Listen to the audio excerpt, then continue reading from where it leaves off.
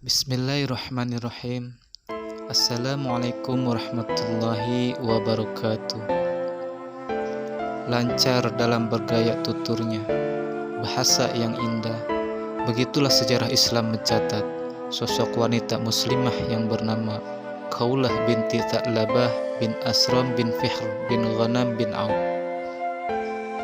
Khawlah merupakan salah satu sahabat Nabi SAW yang dianggap istimewa.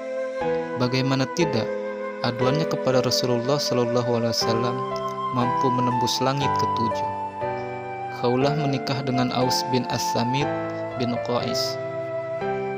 Suaminya termasuk di antara mereka yang ikut serta dalam perang Badar dan Uhud serta perang lainnya. Suatu ketika, keduanya berselisih paham hingga kata-kata marah terucap dari mulut suaminya. Aus berkata, "Kamu bagiku seperti punggung ibuku." Kemudian suaminya pergi meninggalkan rumah. Segera setelah itu, Aus pun kembali. Dia kemudian berniat untuk berbaur dengan Khawlah.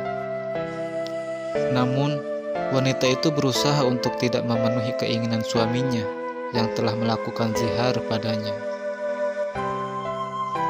Dalam agama Islam, seorang suami dilarang menyamakan tubuh istri dengan ibunya. Menyamakan tubuh istri ini dikenal dengan sebutan zihar. Secara bahasa, zihar berarti punggung, sedangkan menurut istilah, zihar adalah saat seorang suami menyamakan tubuh istri dengan ibunya, terlebih saat berhubungan badan.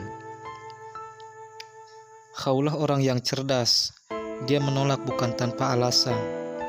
Ia ingin mengetahui bagaimana hukum Allah terkait dengan persoalan yang baru saja terjadi dalam sejarah Islam. Khawlah pun berkata, "Belum pernah, demi zat yang jiwanya Khawlah ada dalam kekuasaannya, jangan pernah sentuh aku, karena kamu telah mengatakan apa yang kamu katakan tadi. Tunggu sampai Allah dan Rasulnya menilai masalah ini," kata Khawlah sambil meninggalkan suaminya, yaitu Aus bin As-Samit. Khawlah kemudian menemui Rasulullah SAW dan duduk di hadapannya. Khawlah menceritakan perawatan suaminya. Dia bermaksud menanyakan hukum yang sebenarnya. Saat itu Rasulullah SAW bersabda, "Aku tidak akan memerintahkan apapun dalam urusanmu. Aku tidak mengetahui urusanmu, kecuali bahwa kamu telah diharamkan kepadanya." Khawlah kemudian menjelaskan risiko yang akan menimpa dirinya dan anaknya jika harus berpisah dengan suaminya. Namun, jawaban Nabi tetap sama.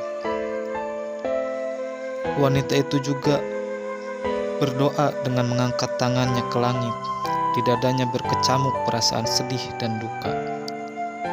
"Ya Allah," kata Khawlah, "sesungguhnya aku mengadu kepadamu karena tidak ada satu ayat pun yang Engkau turunkan sehubungan dengan masalah yang aku hadapi ini." Begitulah dia berdoa sambil meneteskan air mata. Saat hendak meninggalkan Rasulullah SAW, Rasulullah SAW mengalami sesuatu yang biasa ia alami saat menerima wahyu.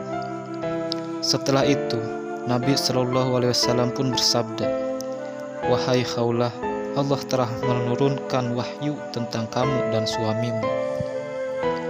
Yang artinya, sesungguhnya Allah telah mendengar perkataan wanita yang mengajukan gugatan kepadamu Muhammad tentang suaminya dan mengadukan halnya kepada Allah, dan Allah mendengar tanya jawab antara kamu berdua.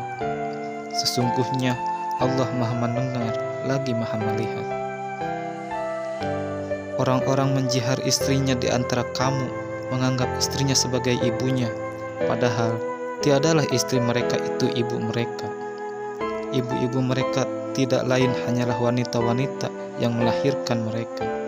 Dan sesungguhnya mereka sungguh-sungguh mengucapkan suatu perkataan mungkar dan dusta. Dan sesungguhnya Allah Maha Pemaaf lagi Maha Pengampun. Orang-orang yang menjihar istri mereka, kemudian mereka hendak menarik kembali apa yang mereka ucapkan, maka wajib atasnya memerdekakan seorang budak sebelum kedua suami istri itu bercampur. Demikianlah yang diajarkan kepadamu, dan Allah Maha mengetahui apa yang kamu kerjakan. Barang siapa yang tidak mendapatkan budak, maka wajib atasnya berpuasa 2 bulan berturut-turut sebelum keduanya bercampur. Maka siapa yang tidak kuasa, wajiblah atasnya memberi makan 60 orang miskin. Demikianlah supaya kamu beriman kepada Allah dan Rasul-Nya. Dan itulah hukum-hukum Allah, dan bagi orang kafir ada siksaan yang sangat pedih. Al-Quran Surat Al-Mujadilah ayat 1-4. Setelah Nabi SAW menerima wahyu dan menyampaikannya, Khawlah pun menjawab, "Demi Allah ya Rasulullah, dia tidak memiliki biaya untuk membebaskan seorang budak." Nabi SAW bersabda, "Katakan kepadanya untuk berpuasa selama 2 bulan berturut-turut." Khawlah berkata lagi, "Demi Allah, dia memang orang tua yang tidak berdaya." Nabi SAW bersabda, "Katakan untuk memberi makan 60 orang miskin dengan kurma." "Ya Rasulullah, dia tidak punya banyak makanan," kata Khawlah lagi. Maka Nabi SAW pun bersabda, "Kami akan membantumu dengan rangkaian kurma." Dengan senang hati Khawlah pun berkata, "Ya Rasulullah, aku akan membantumu dengan seikat kurma lagi." "Kamu melakukan apa yang benar dan baik. Pergi dan sumbangkan kurma kepadanya, lalu perlakukan putra pamanmu dengan baik." Kisah kehidupan Khawlah mengandung pelajaran tentang keharmonisan kehidupan suami istri dan partisipasi dalam memperbaiki perpecahan dan menjaga hubungan kekerabatan, serta usia tua antara suami dan istri. Doanya yang tulus disertai dengan iman yang kuat telah mampu menembus langit ke-7 dan langsung didengar oleh Sang Pencipta. Wallahu a'lam bishawab.